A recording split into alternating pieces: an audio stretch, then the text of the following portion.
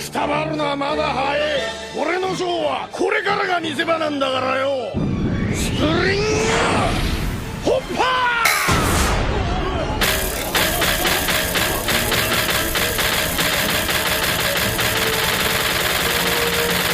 ベラミが消えた。俺は処刑人ドシオがやられた時の。あいつらが友達だって。そういや、あのジジイや大樽たちもおめえらと同類だな。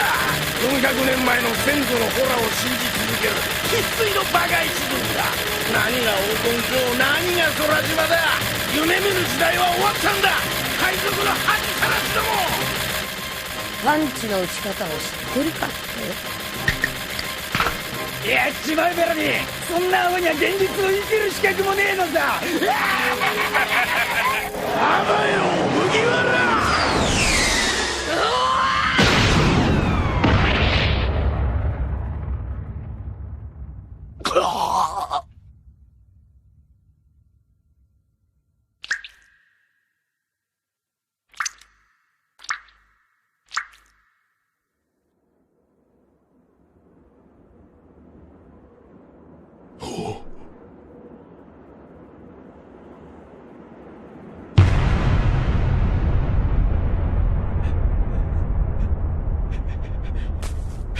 おい、冗談よせよベラミー。なあ、からかってんだろ。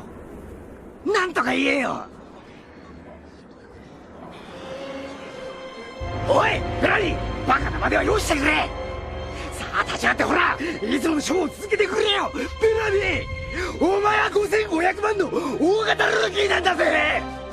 そうさ、昼間のあいつら2人とも。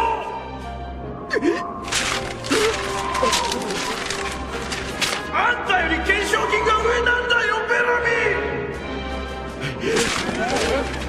ー。今こっちゃね。おっさんの金塊返せよ。